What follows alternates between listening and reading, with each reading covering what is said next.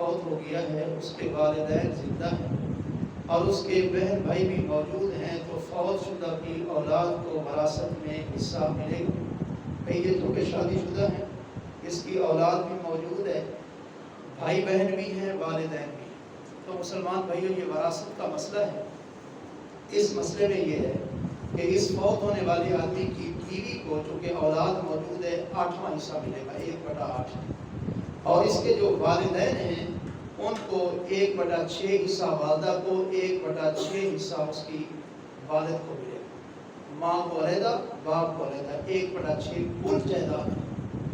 لوگ ایسا کرتے ہیں کہ مثلا بیوی کا حصہ 1/8 نکالا، اس کو منفی کر دیا، منفی نہیں کرنا۔ جو کل جائیداد ہے، مثلا 10 کروڑ اگر جائیداد ہے نا، 10 کروڑ کا 8واں حصہ بیوی کو دینا ہے اور 10 کروڑ کا ہی 6ٹھا حصہ باپ کو دینا ہے، 6ٹھا ماں کو دینا ہے۔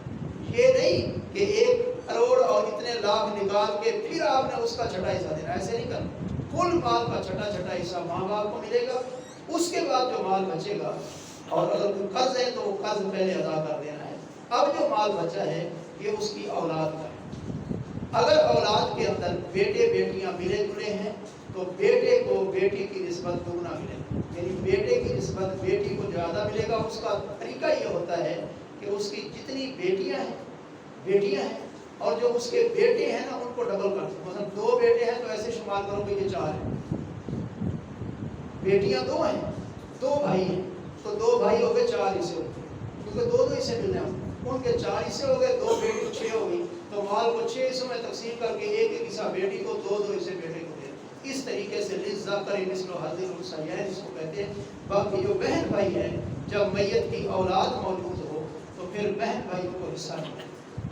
ہاں ایک شکل ہے، وہ یہ ہے کہ اب اس آدمی کا باپ بھی نہ ہو اور اس کی اولاد صرف مؤنث یعنی بیٹیاں، تو پھر بیٹیوں کو 2/3 حصہ ملے گا، جو بچے گا پھر وہ بھائیوں کو مل جائے گا۔